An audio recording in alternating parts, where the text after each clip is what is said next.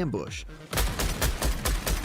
Or sometimes we'd hear other players in the distance fighting off security forces and decide to go catch them when their guard was down, scooping up whatever goodies they were about to claim. And of course, sometimes we found ourselves on the receiving end of that ruthless equation and had to scramble as one of us was downed by sudden gunfire from a rival team.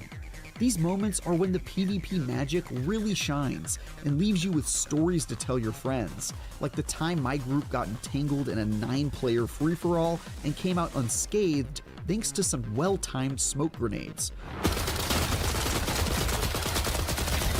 Or another time where both of my teammates were killed, but we came back to win it thanks to a clutch revive the other team didn't see coming. Just like the most epic, heart-pounding moments of a Battle Royale match, Marathon provided me with tons of memorable moments of elation after a narrow victory and the occasional sour taste of defeat. Once we'd gotten our spoils or completed an objective or two, it was time to haul ass to the exfiltration beacon and stand near it long enough to be pulled out of the firefight and return safely back to our base in outer space with our bloody bounty. But lighting that beacon also lets everyone else on the map know you're trying to make off with your goods via a giant blue light that shoots up into the sky for a prolonged period of time. This makes your last moments in the area pretty intense, or if you're like me, offers some exciting opportunities to kill a group right as they're preparing to leave and benefit from all their hard work.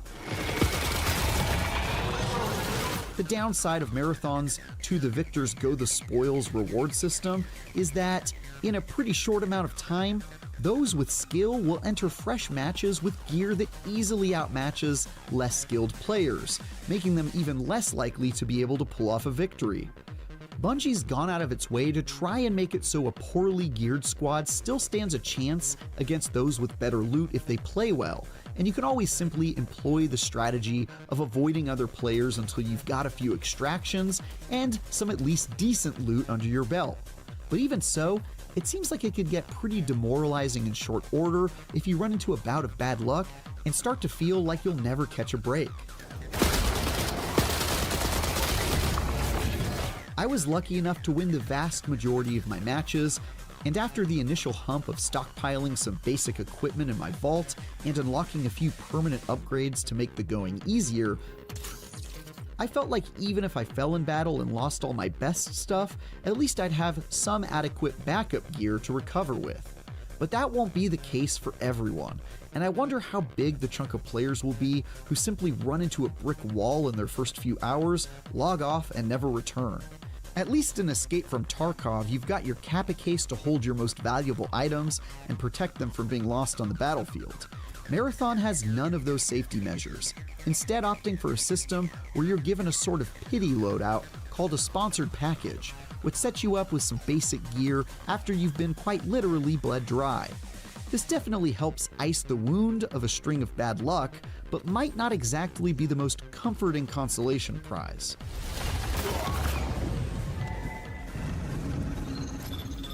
To be clear, it very well might be a good thing that Marathon seemingly refuses to compromise on its dedication to ensuring each match has real, keenly felt stakes, even if it turns some folks off from it. I certainly count myself among those who enjoy a bit of sweatiness and quite liked how invested I was forced to be every single time I deployed onto a map.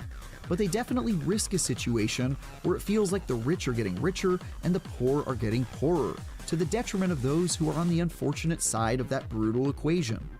Time will tell before we know how that will shake out, but even in my short time with it, I already felt a bit of friction emanating from those on the server who kept dying repeatedly and felt like they were getting outclassed by those with quality loadouts. One thing that could be the key to preventing people from falling off is Marathon's ongoing meta progression system, which I found surprisingly engaging in my time with it. Even though your loot is probably destined to be stripped off your still warm corpse and stuffed into some rude opponent's backpack, you can at least comfort yourself in the various perk trees and ongoing quests you'll find in the menus between rounds of play.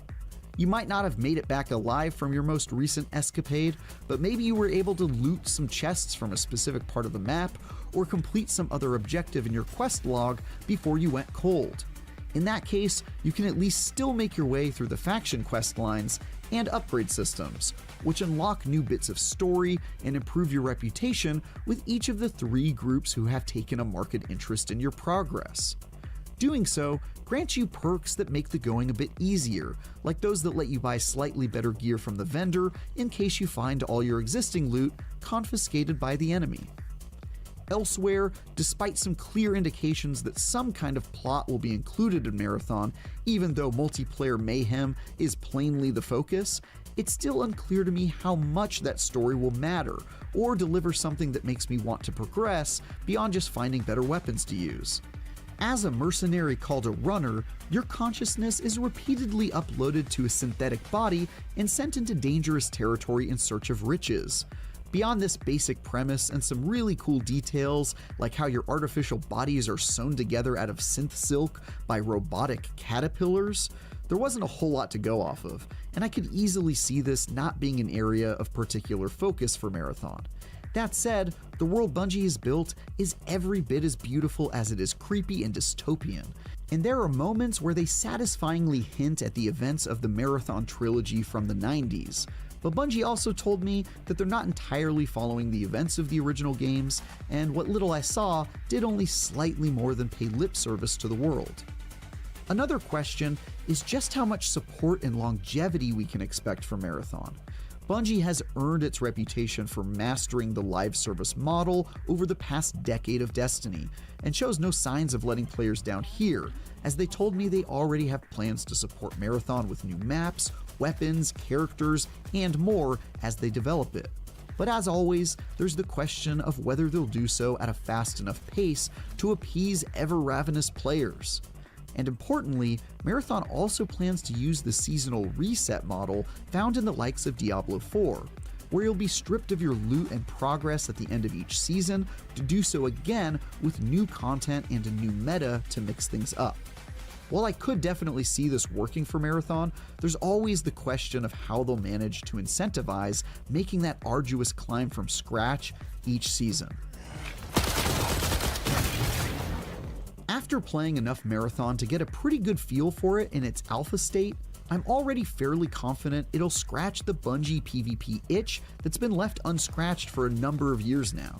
Here's hoping they'll knock it out of the park when it comes to PC and consoles in September.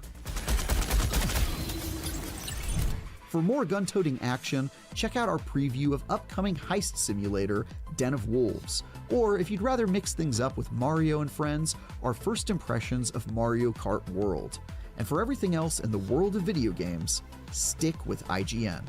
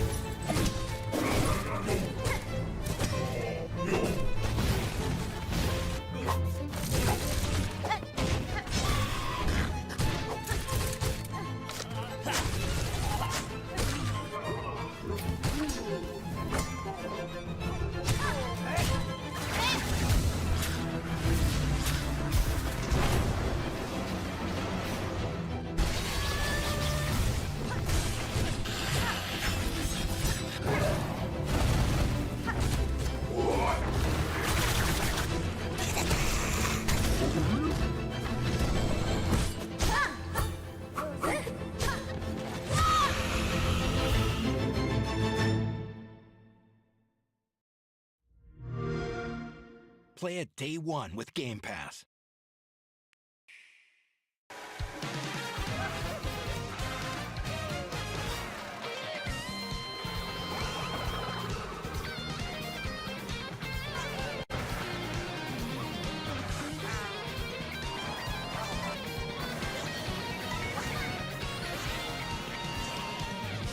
Drivers, start your engines.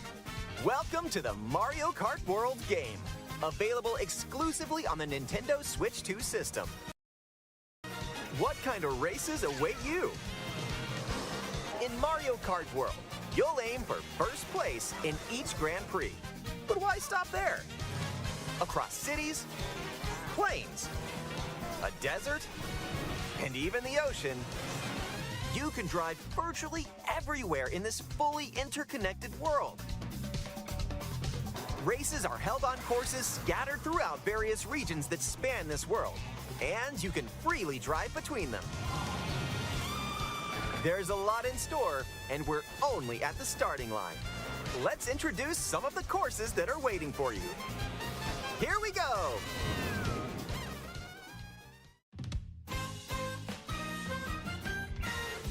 Courses are found throughout the world, inspired by their surrounding region. Let's take a look at some of the new courses to explore. Ride the ridges and roads on Mario Brothers Circuit. And cruise the curves around the canyon. You can't miss it. See the sights and structures of Crown City. You can even soar in style down Main Street. Drift along the rapid waterways of Salty Speedway and make a splash around the city's canals. Stay cool in the snowy trails of Star